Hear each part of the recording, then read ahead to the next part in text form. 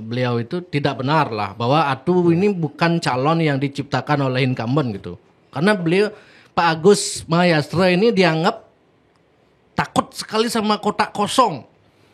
Kalau sampai kotak kosong, Ini bukan saya yang cerita tapi dari Oke, pers oke. teman-teman itu, wah maju aja Pak Agung ini kesempatan ini karena saya kan nggak tahu. aduh, Iya, Pak Agung. saya sampai susah nyari Bleganjur waktu itu Ah, karena diborong semua. Sekarang pendesa dan klien tuh diborong semua, Iya, dibawain iya. bansos gitulah. berjuru lah Ya semua sudah berjuru lah di pegang-pegang. bansos istilahnya dalam bahasa ya marketing terbelilah gitu. Nah itu kadang-kadang dia berpikir, nih Ubud loh, Ubud kok bisa sampai ada jalan rusak? Kenapa ini Ubud? Kira-kira menurut Pak Agung gimana itu? Karena suaranya kurang dari 80% yang saya dengar. Oh, Pak Agung berarti sulit ya kampanye di lapangan itu? Iya, jadi banyak Banyak penolakan atau gimana itu? ketakutan sebenarnya mereka. Takut? Tertekan mereka ya. Oh mereka yang Iya. Pak Agung ngampuran yang jujur nyah yang itu ya mungkin ya. Dan begini juga, masang gambar misalnya. Ya lucunya kan di Belah Batu. Oh Di gimana? Banjar-Banjar yang kelahiran saya di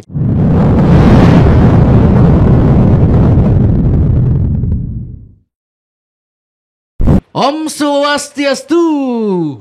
Rahajeng rauh niki atuh anak agung ngurah alit kakarsana. Akhirnya ada calon di Gianyar yang mau datang nih. Dia anak sebenarnya dalam hati tiang oleh Gianyar tuh. Oh, iya. Tapi si calon Gianyar kan dia nggak ada teko baik kan.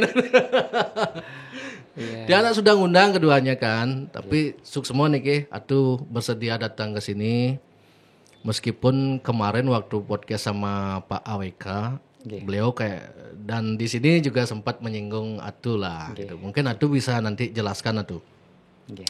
Gimana sih kondisi di Gianyar niki terutama politiknya? Kan Atu dianggap pergerakannya tidak terlalu masif gitu. Sementara yang satunya cukup masif gitu. Sehingga Atu dianggap wah ini jangan-jangan nih calon memang disuruh memang tidak bergerak gitu. Nah, gimana itu? Mungkin itu dulu pertama dijelaskan lah gitu. Nggih, matur semua di Erwin atas waktu dan undangan Nggih, untuk hadir di Jeg Bali Podcast ini. Nggih. Untuk pemirsa Kabupaten Gianyar dan seluruh Bali yang haturkan panganjali umat Om Nggih, Swastiastu. Nggih.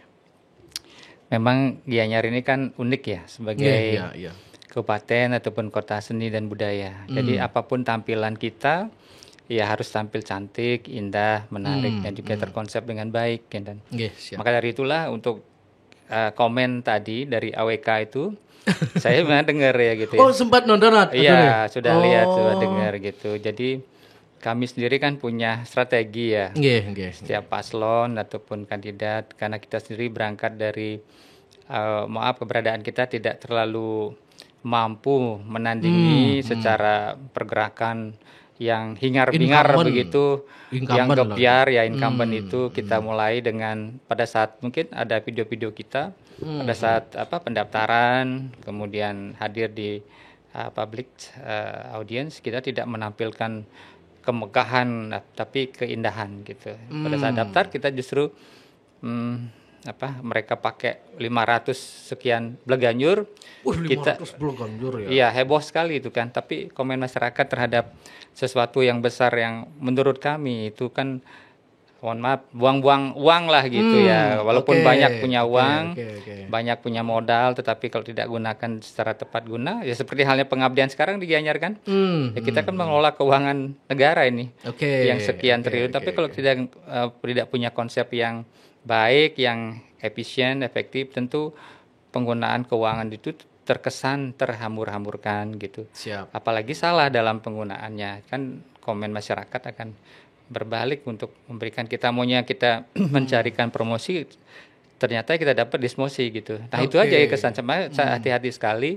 Apalagi kita memang tampil di publik itu di Gianyar kan ada rekaman ya, rekaman digital sekarang tidak bisa kita pungkiri, semua mata bisa melihat kita apa yang kita tampilkan sehingga elegan nggak gitu. Nah waktu daftar kan kita hanya mungkin 300-500 orang, hanya satu kelompok kesenian tapi terkonsep menyampaikan konsep daripada pengabdian kita, yaitu kan 8 ya, Dale Ya, Padme, Cita, Darmeng, Prabu. Jadi ada 8 konsep kepemimpinan di Gianyar yang harus kita terapkan gitu. Kalau kita ingin ngabdi. Nah itu kira-kira. Iki belum dapat yang poinnya Ampura tuh. Iya. Intinya ya apa yang dikatakan oleh AWK itu dugaan beliau itu tidak benar lah, bahwa Atu ini bukan calon yang diciptakan oleh incumbent gitu. Karena beliau Pak Agus Mahayastra ini dianggap takut sekali sama kotak kosong. Kalau sampai kotak kosong, jangan-jangan kotak kosong yang menang nih gitu. Sehingga menurut AWK, Iya. jadi harus diciptakan calon gitu. Itu gimana? Itu benar apa tidak itu? Itu kan pandangan pribadi. Boleh saja. Boleh gitu. saja. Oke. Tetapi itu wajar kalau di Gianyar itu kan kita sebagai salah satu tokoh. Kalau saya kan mungkin pandangannya AWK terhadap saya tidak populer secara masif di Gianyar, oke. karena saya bukan public figure yang wah banget ya, yang Tidak begitu. juga suka kontroversi gitu. Nah itu Kalau beliau kan memang suka kontroversi Iya, AWK iya. kan, sehingga terus trending gitu kan. Iya, iya. Ya, dan membranding diri dan rutin dari sekian tahun lalu kan saya berkonsep pengabdian. Apalagi saya lahir di Puri ya. Nggih. Puri itu nggak boleh kita Rata-rata orang Puri arogan. emang mengedepankan sopan, santun, etika. Makanya banyak orang bilang di Puri itu tempat belajar tata titi gitulah. Sopan, santun, kangen tanah tuh nggih. Tapi kan banyak hal yang di Puri itu harus apa ya? Sebelum tampil itu menyerap dulu lah gitu. Kalau saya pun sekarang tampil kan sudah barang tentu ada dasar penyerapan ya. Jadi ada konsep-konsep yang diberikan, masukan, saran, arahan dari tokoh-tokoh besar di Gianyar dan bahkan di Bali itu menyikapi situasi di Gianyar ya perlu seorang sosok yang baru yang memberikan satu perubahan arah lebih baik terhadap mungkin pantauan di media kan ya mungkin banyak komplain lah, banyak kasus, banyak tragedi Laporan terhadap berapa hal terkait dengan pelaksanaan pemerintahan. Dari situlah saya timbul niat untuk bersilaturahmi, berkumpul dulu dengan teman-teman, tokoh-tokoh politik, dan kita berhati-hati dalam arti kata gini, kan hal besar di politik itu kan tentu ya umum lah otot ongkos itu kan modal kita turun itu. Nah dari situlah saya menjawab komennya AWK itu, saya ini harus kurang gebiar kan gitu ya, kurang gerak. Tapi kalau modal kita nggak cukup untuk melakukan kegiatan istilahnya tinju itu ronde 15, kita hanya 3-4 ronde ya kita gunakan 3-4 ronde. Bahasa sederhananya tidak siap asah hudag lah bahasanya Pak Agus. Bahasa berarti itu tidak mau asah hudag lah gitu lah dalam pilkada ini gitu ya.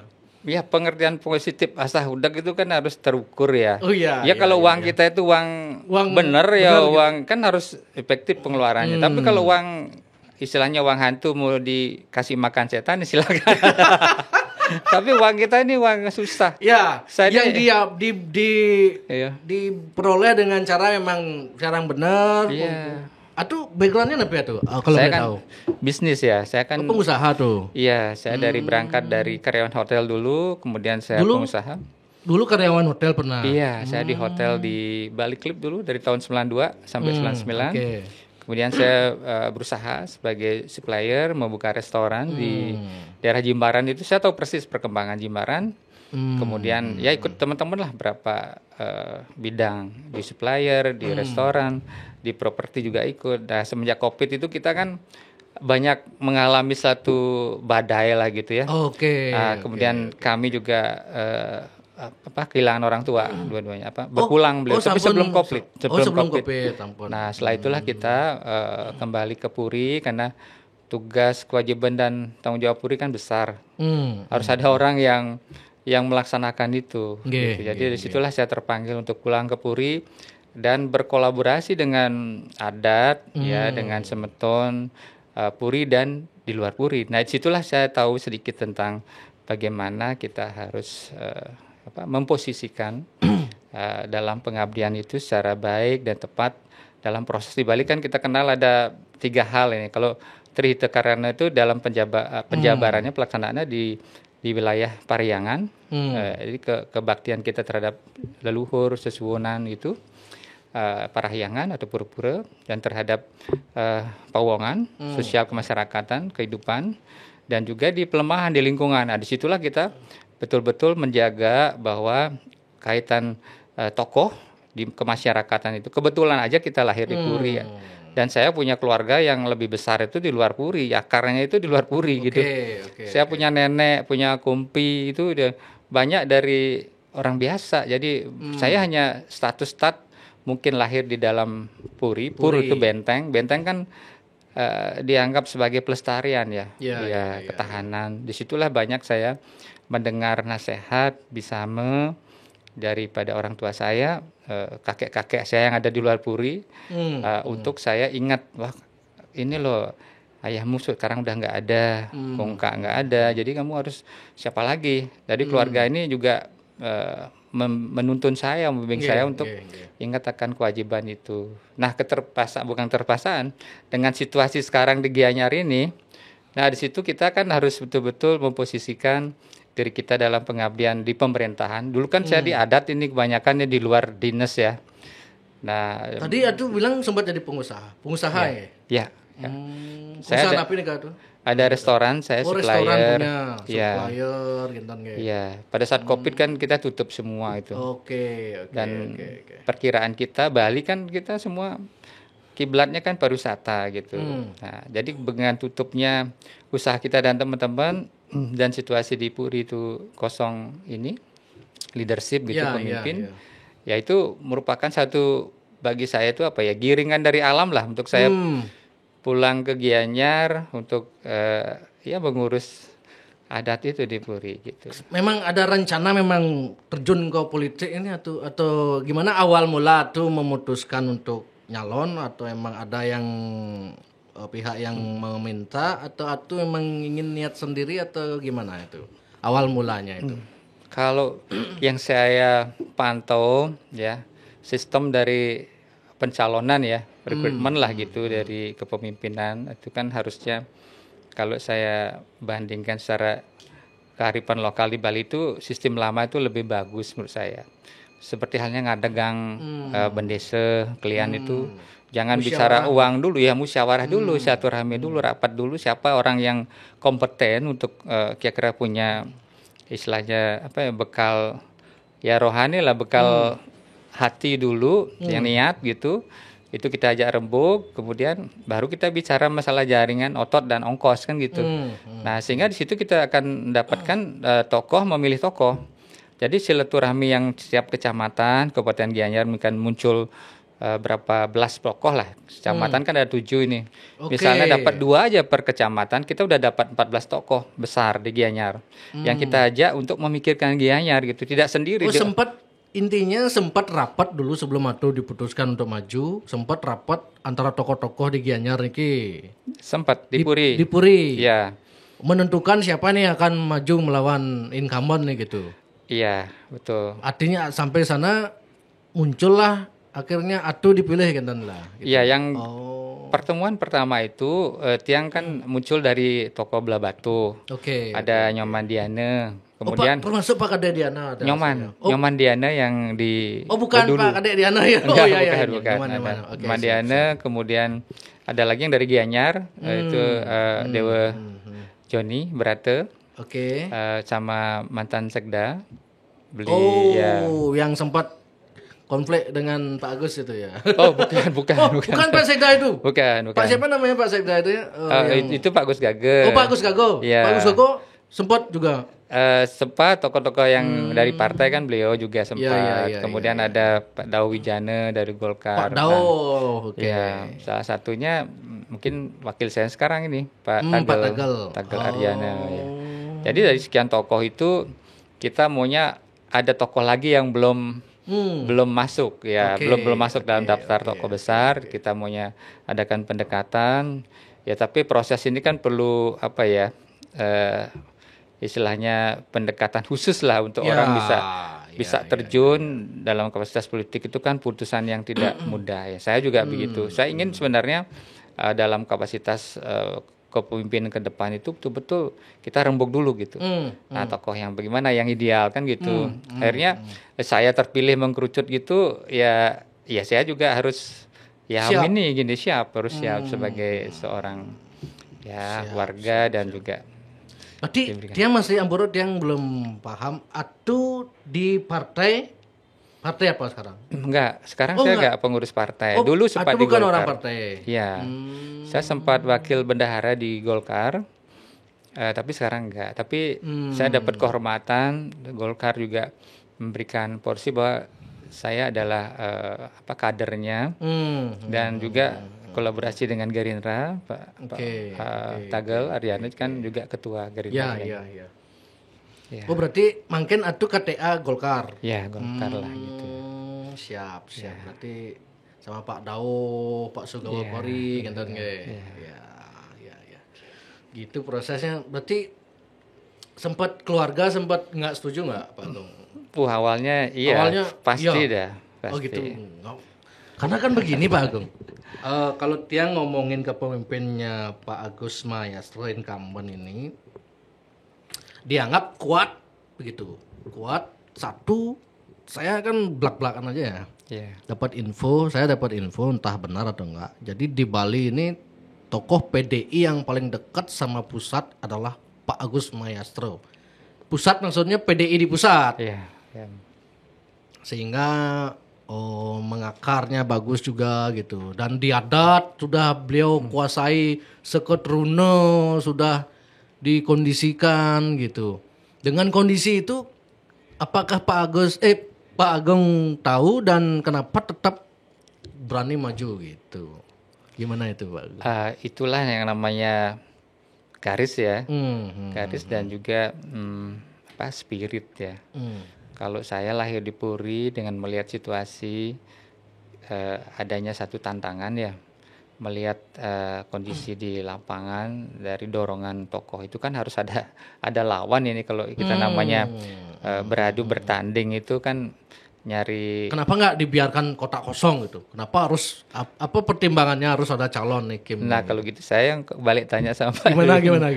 Gimana kehormatan demokrasi itu kalau sampai ada kotak kosong? Kan malu kita di Gianyar nggak seolah terus ada kalau kan kotak gitu. kosong bisa kotak kosong menang kan? Nah kan begitu. Kan sempat ada berita begitu ya. Saya ini bukan saya yang cerita tapi dari pers teman-teman itu, wah maju aja Pak Agung ini kesempatan ini karena saya kan nggak tahu kasus real yang terjadi kan begitu di media ya biar nggak salah saya menjudge atau apa. Oh Gianyar banyak kasus banyak masalah ini kesempatan sebenarnya Pak Agung turun. Gitu. Berarti istilahnya lah Pak Agung kalau yang menyimpulkan berarti menggunakan momentum ini gitulah, momentum ini dan teman-teman Kim itu karena kondisinya lagi satu sisi memang kuat tapi kasusnya banyak juga gitu kan, karena laporan itu maksudnya entah itu benar atau enggak kan laporannya dugaan korupsinya nih dugaan nih gitu. Saya nggak berani juga bilang korupsi dugaan lah gitu. Oh berarti Pak Agung istilahnya lempar batu mantan nih atau gimana Pak Agung? Enggak, lempar batu gimana? Ian menang syukur, Ian sengengken gitu. Enggak boleh kita begitu. Enggak boleh begitu ya. Kalau orang mengibaratkan juga kan saya dianggap Daud di lawannya Goliat kan gitu.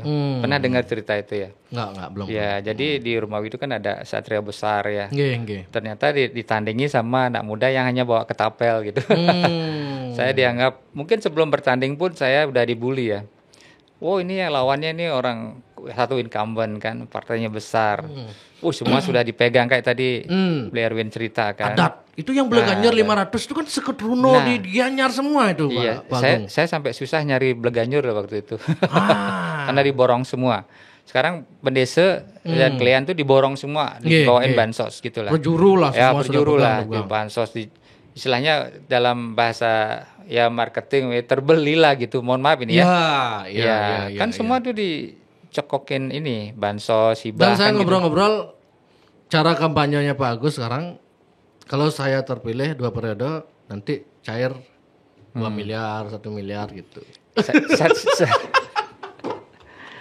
kan ceritanya ini uang dan uang kan gitu ya. Pak Agung nggak pakai gitu cara gitu kampanye. Nanti kalau saya terpilih nanti cair sekian miliar gitu.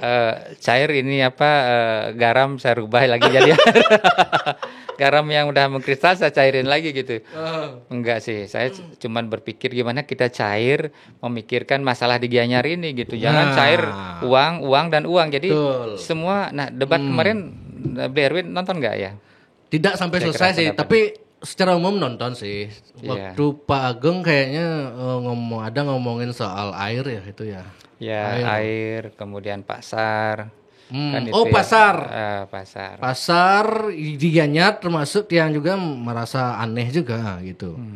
Ini kok nggak ada kesan pasarnya gitu. Kok seperti kantor pemerintah ini pasarnya, emang gimana itu gitu. Kantor pemerintah sih masih penting ya, ada bilang yang Mall, hotel gitu ya. Hotel. Atau lebih lagi tuh malah saya dengar ini ya monumen kata ini bilang. Kita mau bikin monumen atau bikin pasar rakyat, karena judulnya kan pasar rakyat. Tetapi setelah jadi kan cuman indah untuk ditonton, dilihat.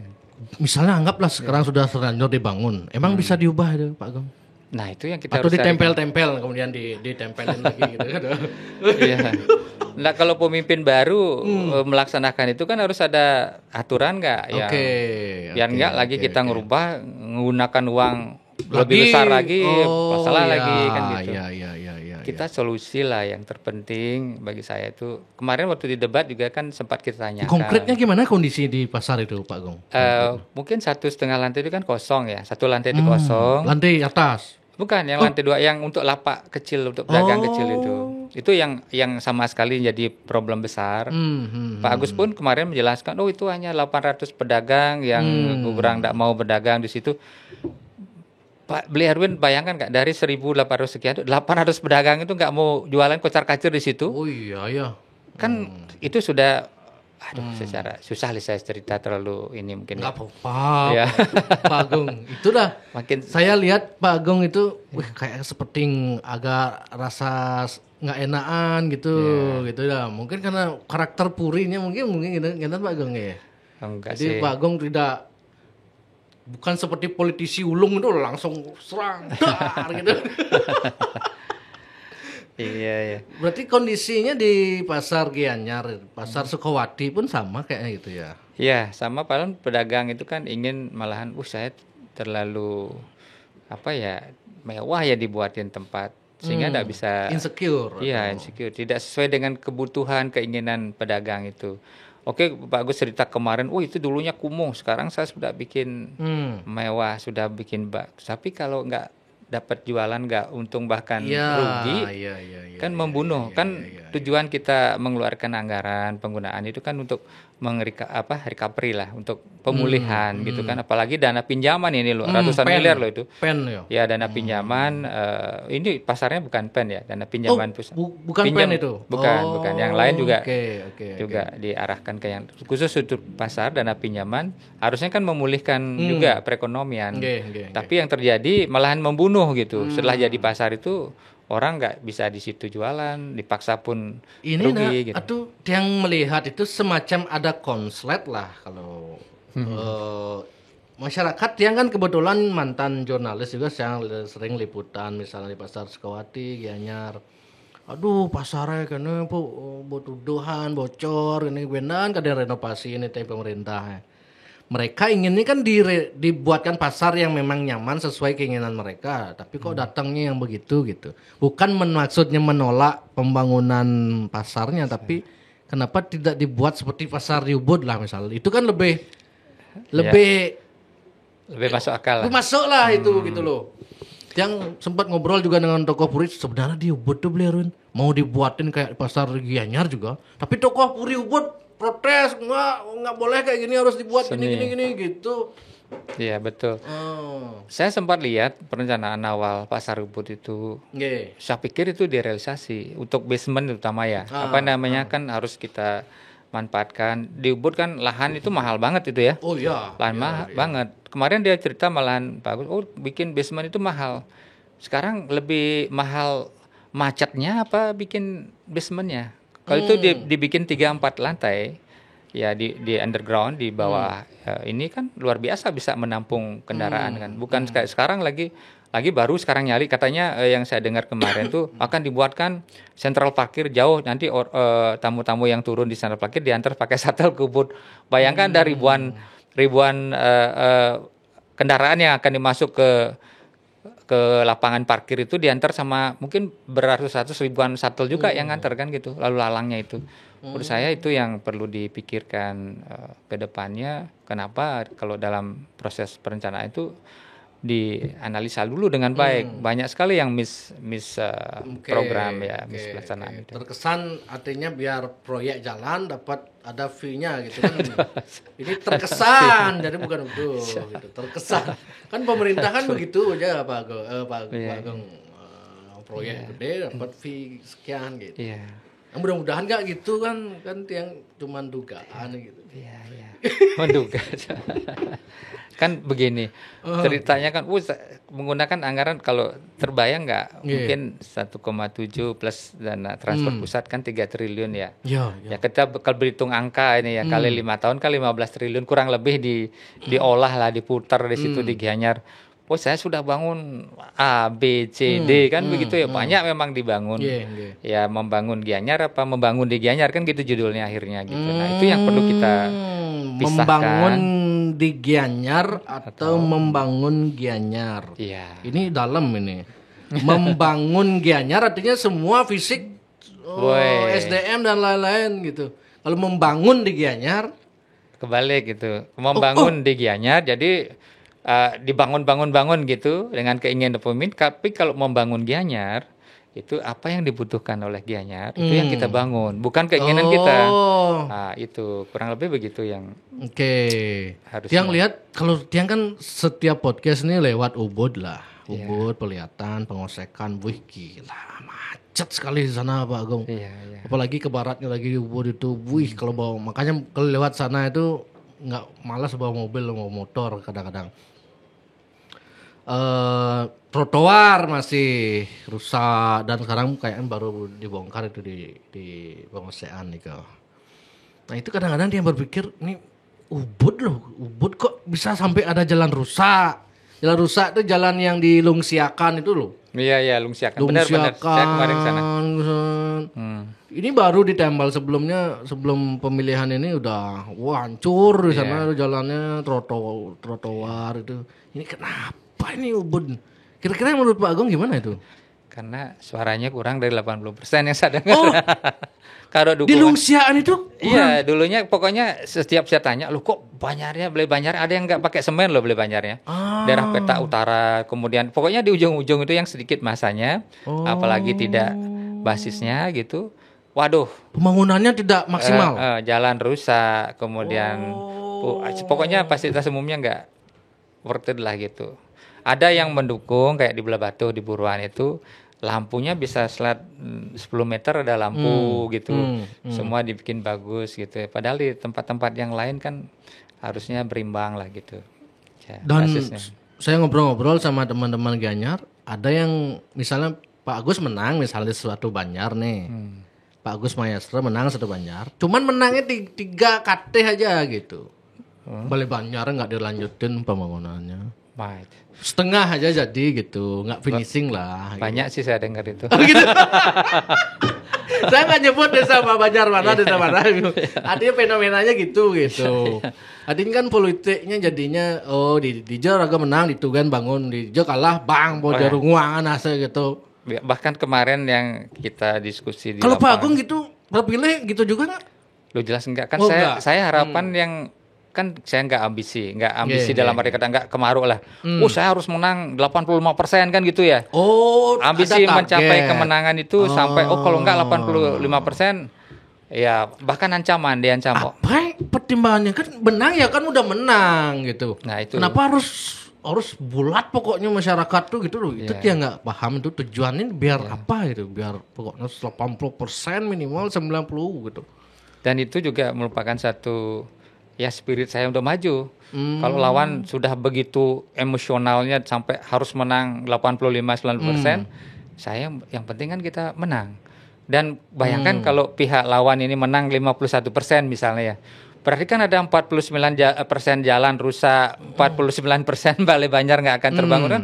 Kan difokuskan di 51% itu aja. Kan separuh Gianyar nggak terbangun. Kalau saya menang, ya kita merata gitu. Itu bedanya kami, konsep pemikiran saya ke depan, mendukung nggak mendukung kita, kan pemerintahan itu harus adil, ya, dan harus ya, terkonsep dengan efisien, efektif itu gitu. Dan berdasarkan masukan di setiap kecamatan, setiap desa adat, setiap banjar gitu. Jangan sampai kan itu, mohon maaf jeleknya kita bilang, wah dendamnya kan berkelanjutan, tidak boleh. Begitu kita tidak didukung oleh satu desa banjar itu, setelah jadi pemimpin, jadi kita hanya pemimpin kelompok kita aja, tidak pemimpin dari seluruh Gianyar. Itu yang saya nilai kepatalan daripada pemikiran ya seorang Agus menurut saya itu. Yang saya pantau secara umum masyarakat juga tahu lah. Saya sering Ya, juga gitu. dengar begitu. Ya.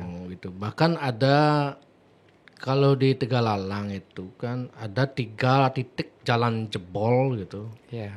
Di saya kan pengen lancong ke Mancingan lewat Kebon, buntu jebol jalan. Lewat Cebok ada juga jalan buntu.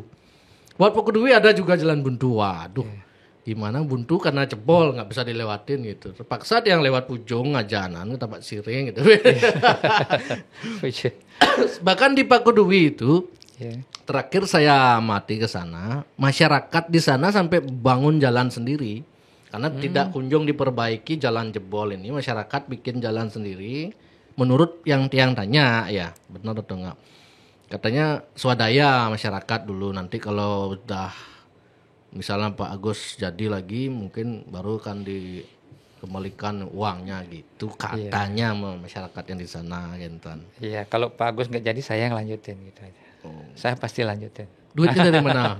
Kan kita kelola keuangan itu. Oh gitu ya. Bayangkan 3 triliun penganggaran kan sudah ada juga. Jadi kita berpikir menganalisa kebijakan yang lama itu kalau memang ya perlu secara persentase. Saya membandingkannya kan kita berbasis pengusaha ya gitu ya. Sesuatu yang kita analisa apa prioritas urgent diperlukan itu harus diutamakan, didahulukan, bukan keinginan kita untuk kelompok gitu ya. Untuk, ya itu aja lah.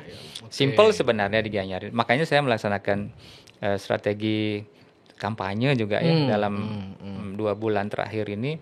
Mungkin di ronde pertama, bulan pertama itu saya nggak ngikut hingar-bingar dan saya ingin terus terang aja saya buka di media. Saya ingin tes komitmennya dia terhadap aturan. Kan kita sudah sepakat ada aturan Bawaslu, KPU dan lain sebagainya, undang-undang yang menyangkut tentang pilkada. Dia komit nggak?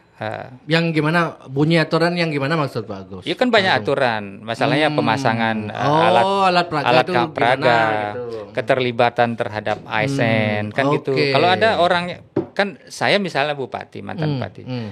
Perangkat saya, sekda, asisten saya, dinas saya, udah tahu dia itu orang ASN, kok kita ajak, kok kita biarkan, malahan bangga misalnya gitu ya. Kan dilihat sama Mas ya, CCTV kan ada di mana-mana. Saya biarin, kalau saya lihat begitu, berarti nggak komit lah gitu, saya bilang. Terus sekarang aturan, satu alat peraga ya misalnya, baliho satu sama dipasang. Kita hanya boleh satu lagi. Atau 2 lagi di tempat yang sangat publik gitu kan ada aturan itu. Nah itu berjejer bahkan ada setiap di bedel di itu depan. Itu nggak boleh ya gitu harusnya. Iya di depan publik tempat pura misalnya sampai di Balai Banjar dipakai posko. Itu kan mengajarkan demokrasi yang tidak sehat bagi masyarakat ke depan. Dan di Banjar itu kan ada banyak komunitas, ada banyak warga yang mempunyai pandangan lain. Ya kalau 100% partainya silahkan. Kalau memang begitu caranya kan berpotensi pecah masyarakat jadinya. Pecah dan ribut. Saya menghindari itu sebenarnya. Kalau kita lawan jengah-jengahan gitu misalnya di masyarakat kan berantem masyarakat kita. Banyak kita pecah gitu. Mohon maaf ya. Kalau sampai kita pemimpin seperti itu kan berarti untuk kepentingan kita ya dibiarkan masyarakat kita itu berantem. Kan begitu. Saya nggak rela seperti itu. Lebih baik lewat media sosial. Saya mengalah untuk pada akhirnya tanggal 27 itu masyarakat yang akan milih kita. Kan mereka sudah nonton nih panggung kita ini. Panggung 2 bulan terakhir ini gebiarnya bagaimana, segala hiruk pikuknya bagaimana. Kan saya cuman perlu orang itu memilih dengan hati nurani, dengan kata hati. Makanya kita mengambil istilahnya semboyan atau kata jargon itu, Kata gitu. ya kata Karsana Tagel gitu ya. Kakarsan Tagal itu juga dari ilham gitu kalau bahasa Oleh kerennya. basarnya Pak Agus, saya baca begini, oh Pak Agus sudah jauh membangun, tidak sebatas kata gitu kan. Diplesetkan sajan Iya, iya. di politik zaman ini saling Bisa. lingap-lingap Ya. Kan saya dibilang oh cuman kata-kata aja, saya sudah terbukti. Oke. Kan dia bilang terbukti, ya terbuktinya kan tadi kan terbukti mengelola keuangan negara yang sekian belas triliun itu sekian tahun, terbukti itu nanti jangan-jangan yang keluar tuh bukti yang keluar gitu loh. Oh, aduh, ini ngeri Terbukti ini, yang aduh. dipisahkan ya. Oh ada bukti, ada pembuktian, ada bukti kan Oke. itu kan kita nggak tahu ya.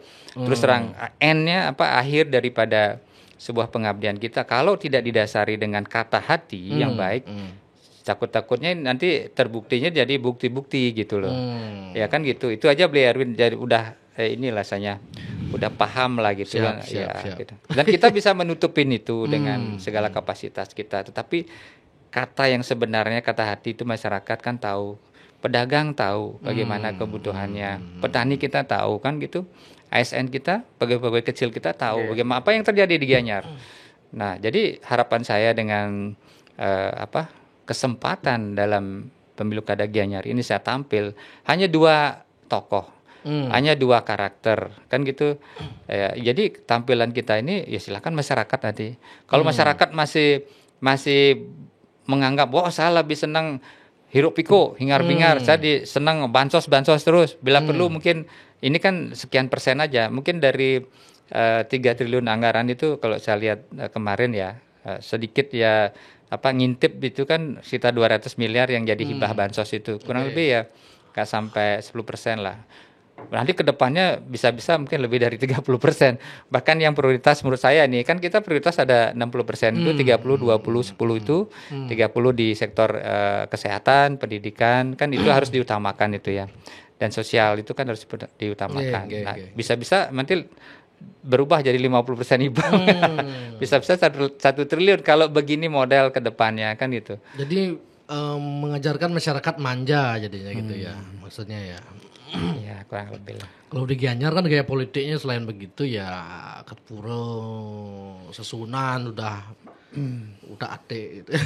Ya itu kadang-kadang kurang setuju lah kalau satu-satunya simbol yang menjadi sangat dihormati oleh masyarakat Bali itu sudah dicampurkan dengan yang begitu-begitu itu kan. Entah gimana itu pertimbangannya itu kan Eka. Nah itu kan ini penting ini ya. Ini Karena gimana menurut Ado? Ini yang sangat spirit, sangat penting, sangat esensi ya. Kalau saya kan kebetulan lahir di jajaran itu ya, Sesana, Dreste Sesana itu kan tidak boleh kita langgar.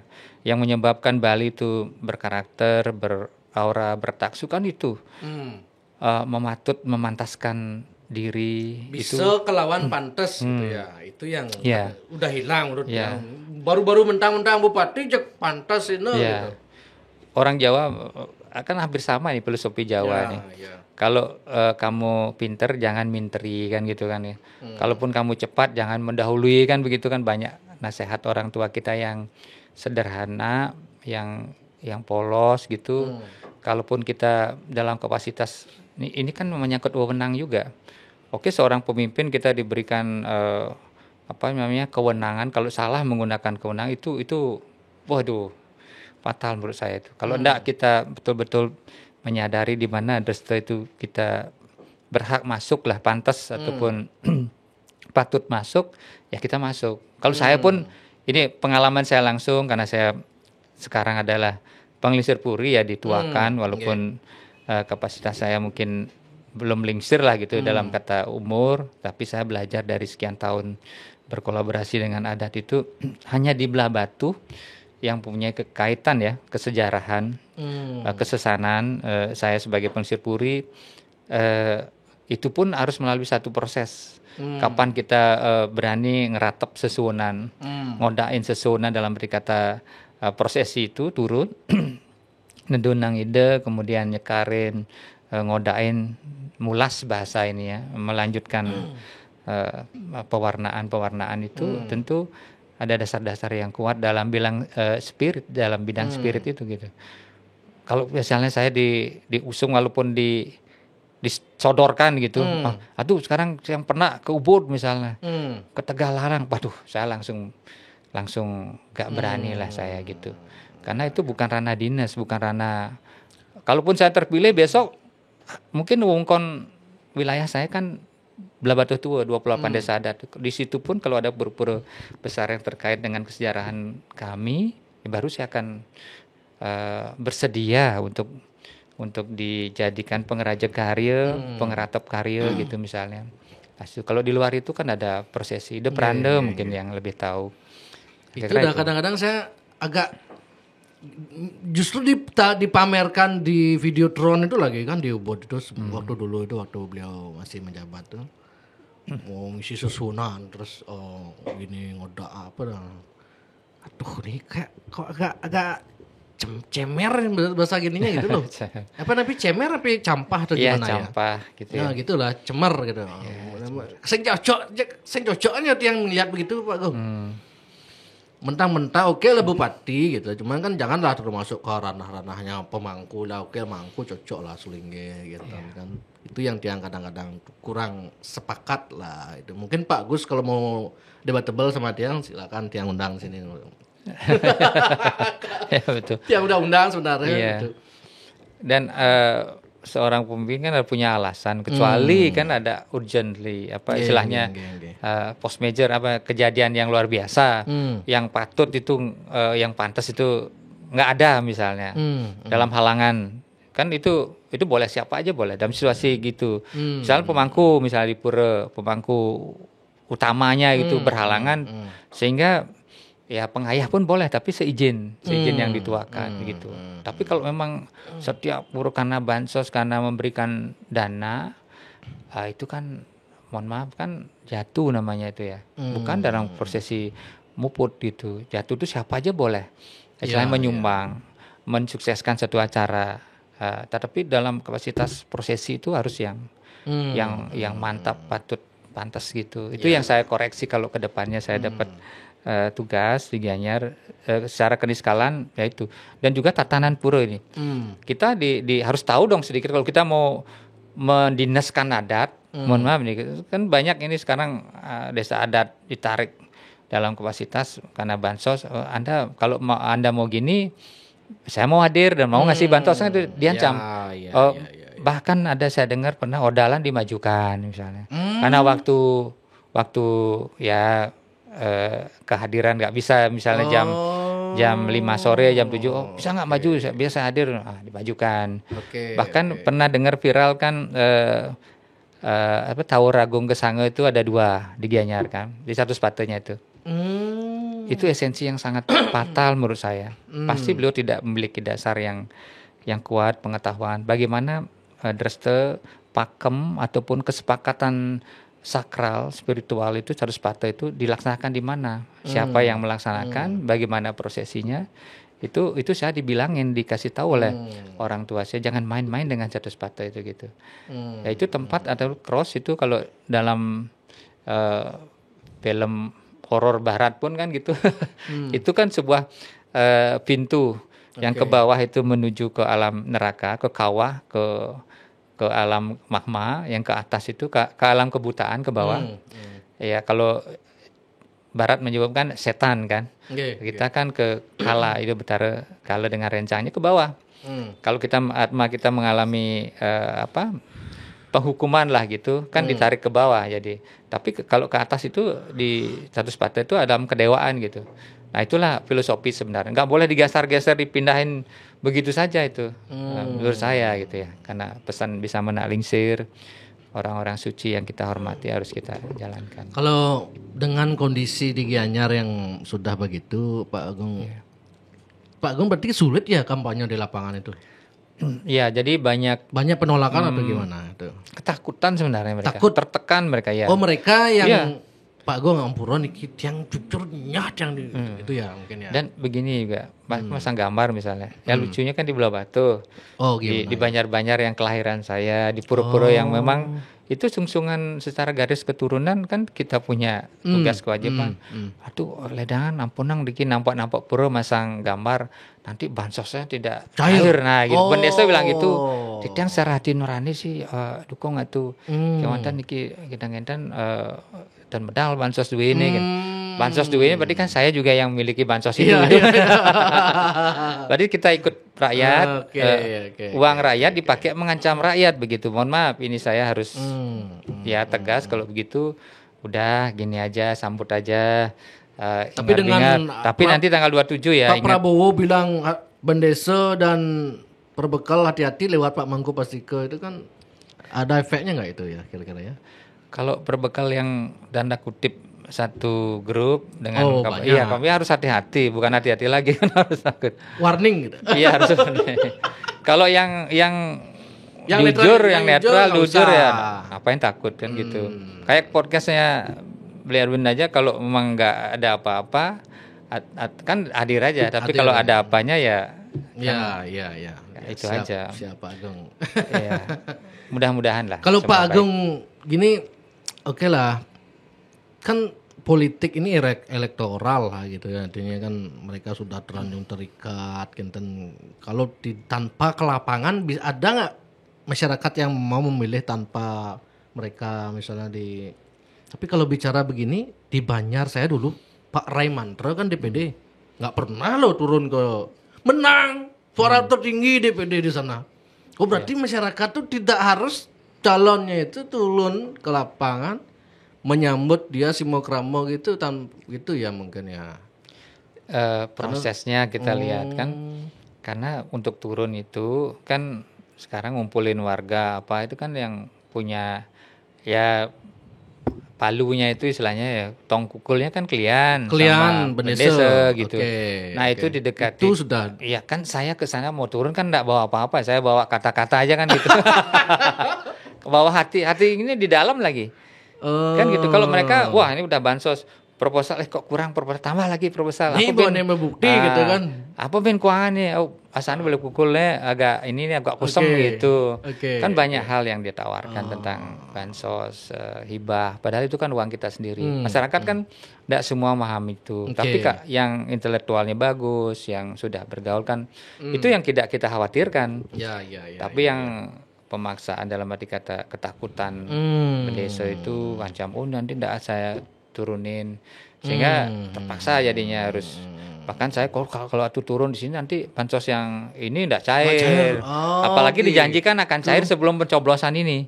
Oh gitu. Banyak itu yang bukannya ada aturan dari Mendagri ya tetap ya pelaksanaannya saya nggak tahu. Nanti tinggal tunggu aja. Sekarang kan sudah keluar peraturan.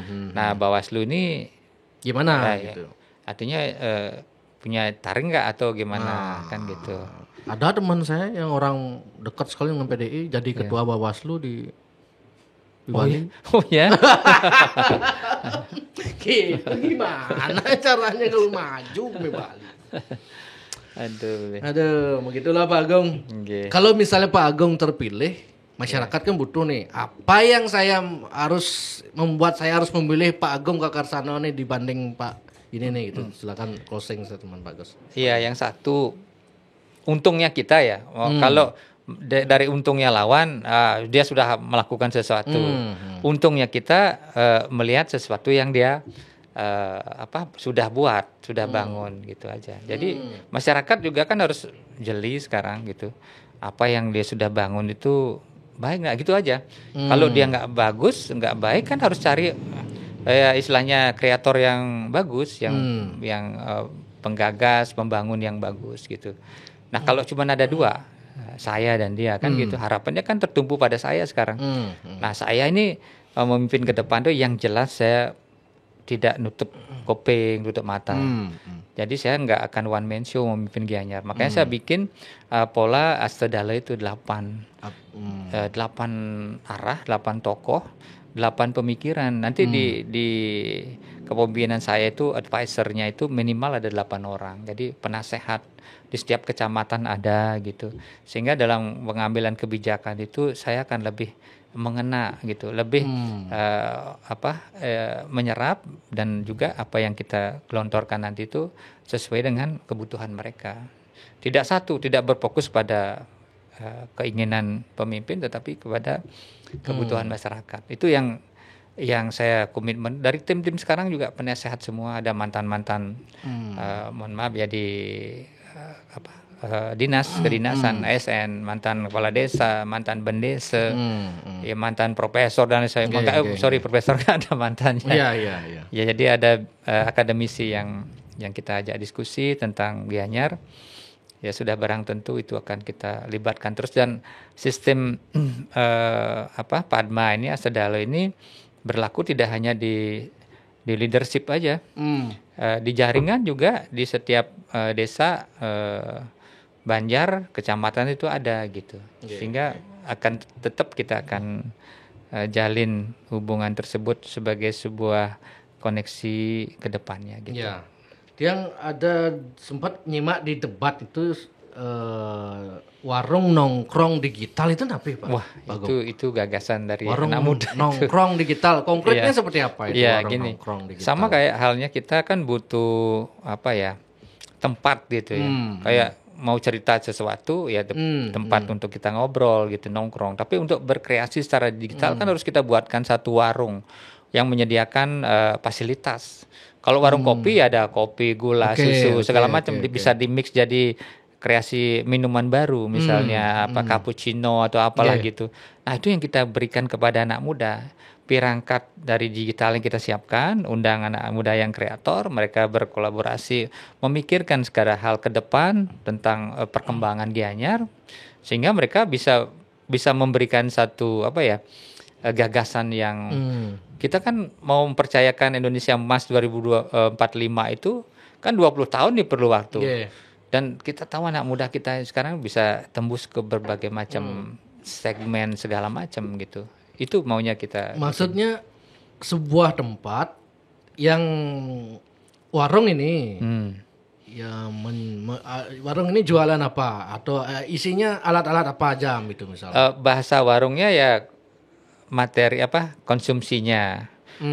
Digitalnya itu yang fasilitas digital yang memadai. Misalnya Wifi yang canggih, kemudian ada berbagai macam perangkat elektronik yang mereka perlukan. Perlu yang ada anak muda yang senang musik, ada pengetahuan tentang itu akan musik, digimanakan, disewakan ke masyarakat atau gimana?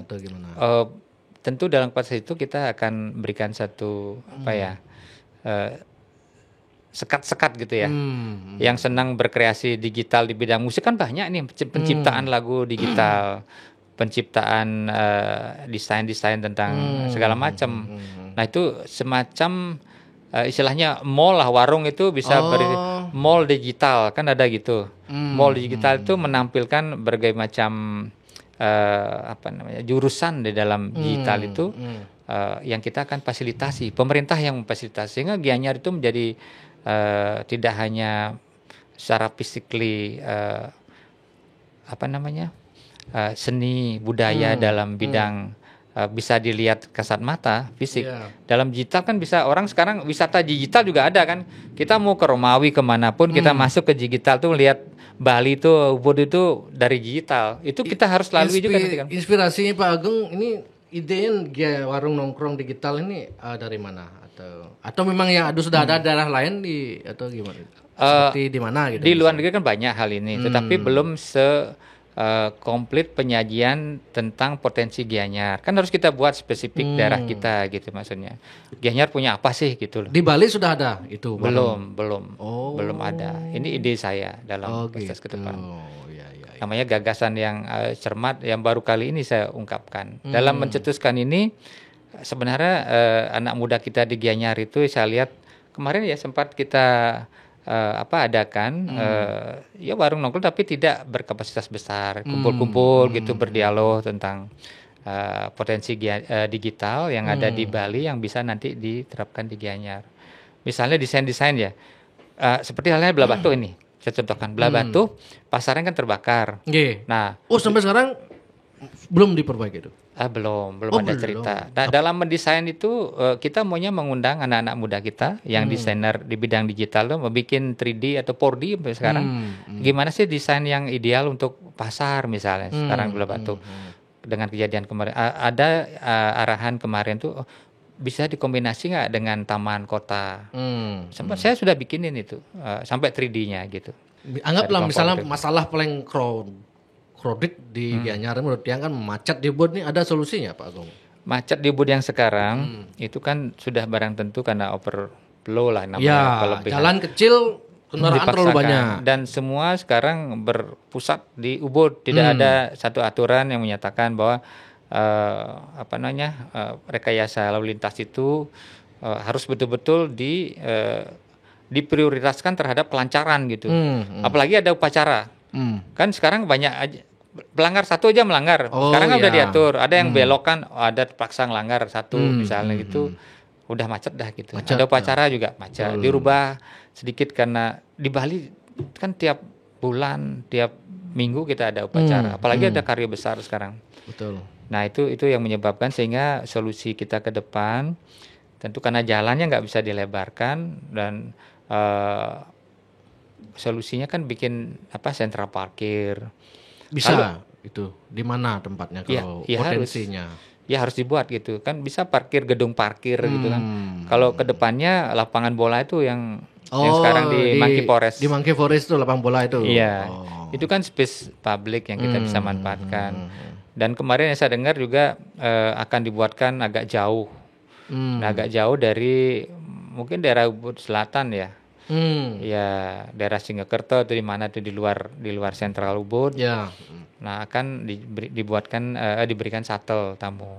Oh. Itu aja Oke, yang saya dengar. Tapi kalau kita harapan ke depan ya mungkin space juga terhadap penggunaan sepadan sungai, istilahnya jurang, pangkung gitu, tebe gitu kita manfaatkan sebagai parkir. Ya. Gitu.